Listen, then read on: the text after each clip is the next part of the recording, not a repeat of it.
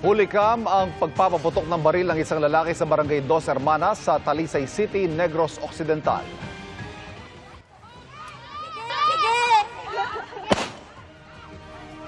Nagpaputok siya ng baril pababa sa lupa at ayon sa pulisya, nangyari ito kahapon sa gitna ng iringan sa lupa ng mga residenteng may-ari at mga security guard ng negosyanteng umuupa raw doon. Pero itinanggi ng security agency na nagbabantay sa lugar na may kaugnayan sa kanila ang lalaki sa video. Ayon sa pulisya, posible siyang maharap sa patong-patong na reklamo. Sa ngayon, hinahanap na siya ng Talisay City Police. Lumipad na po papuntang Amerika ang byuda ng opisyal ng PNP na isa sa 67 nasawi sa salpukan ng eroplano at helicopter sa Washington, D.C. sa Amerika. Nakatutok si JP Soriano.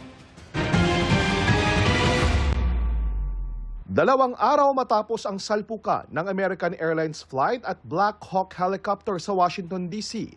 na ikinasawi ng 67, umabot na sa 41 labi ang narecover sa nagyayelong Potomac River na pinagbagsakan ng mga ito. Nakuha na ang cockpit voice recorder o black box at flight data recorder ng eroplano, pati ang black box ng helicopter. Posible raw na simulan bukas ang iba pang operasyon kasama ang pagkuha sa iba pang lumubog na bahagi ng mga aircraft. Ipinahinto muna ng U.S. authorities ang pagpapalipad ng mga helicopter malapit sa Reagan Washington National Airport. Patuloy naman ang investigasyon ng National Transportation Safety Board sa sanhi ng disgrasya, kung saan kabilang sa mga nasawi ang Pilipinong si Police Colonel Argentino Malabed Jr. na hepe ng Supply Management Division ng PNP. Sumulat na si Pangulong Bongbong Marcos kay US President Donald Trump para magpaabot ng pakikiramay sa kaanak ng mga nasawing pasahero, gayon din sa mga naulila ng mga sundalong sakay ng US Army helicopter.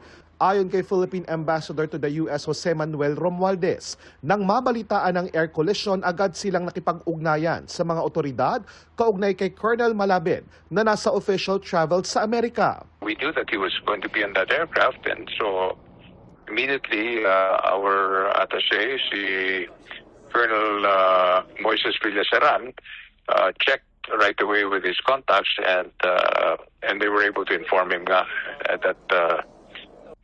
the body of Colonel Malabed was found. Ayon sa PNP, natuloy na ang paglipad ng byuda ni Malabed patungong Amerika para tukuyin ang kanyang labi. Nakaabang naman daw ang embahada habang pinoproseso ang pag-uwi sa labi.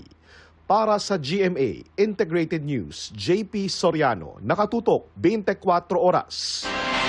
Paalala po sa mga magulang at nakatatanda, bantayang mabuti ang mga bata.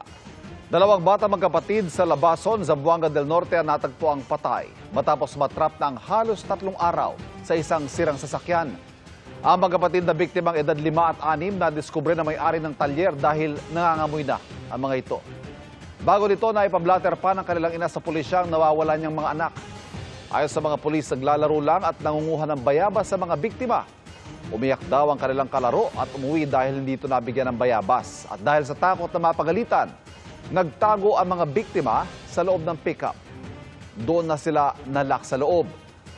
May mga palatandaan din daw na sinubukang basagin ng magkapatid ang mga salamin. Pero dahil tinted ang mga salamin ng pickup, wala nakapansin sa kanila. Naghihinagpis ang kanilang ina sa nangyari.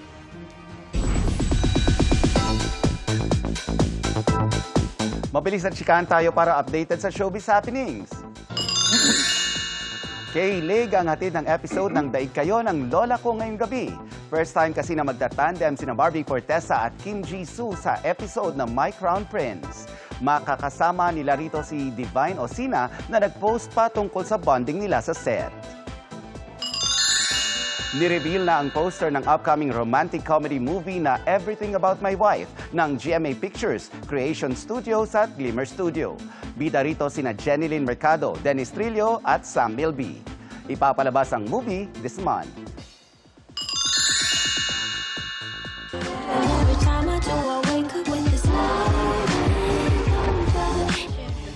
Red flags at toxic relationship naman ang tema ng newest single ni Blackpink Jennie na Love Hangover. Kasama niya rito si American rapper Dominic Fike. Literal na Hearts Day sa February 14 dahil Heart Evangelista is turning 40. Tila may countdown si Heart sa kanyang IG post na picture ng heart-shaped birthday cake na may nakasulat na charot. Isang pambihirang liham ng pambansang bayaning si Dr. Jose Rizal ang nahalungkat sa Vienna City Library Archives sa Austria. May petsang June 1887 ang 5 pahinang liham ni Rizal para sa Austrian journalist na si Johannes Nordman. Nabanggit dito ni Rizal ang nobela niyang Noli Me Tangere at ang anyay delightful novel na ibinigay sa kanya ni Nordman bago siya maglakbay. Nadiskubre ang liham noong September 2023 ng Vice President ng Austro-Philippine Society habang nagsasagawa ng research. Mula sa paghahatid ng mga showbiz happenings. Kwentong pambata naman ang inihatid ni GMA Integrated News Showbiz Reporter at 24 Oras Weekend segment host Nelson Canlas. Ang kanyang children's book na si Migoy, ang batang tausog, halaw sa buhay ng kanyang partner na si Chef Miggy Cabel Moreno na isang tausog na ipinanganak sa Holosulu. Naisip ko, bakit hindi ako gumawa ng isang children's book na yung tatalakayin kung ano yung mga kinakain sa Holosulu. There's always a misconception about Mindanao, and this is a very good way, for us to really show that Mindanao is actually a safe place to live in. Para sa GMA Integrated News, Katrina Son, nakatutok, 24 Oras.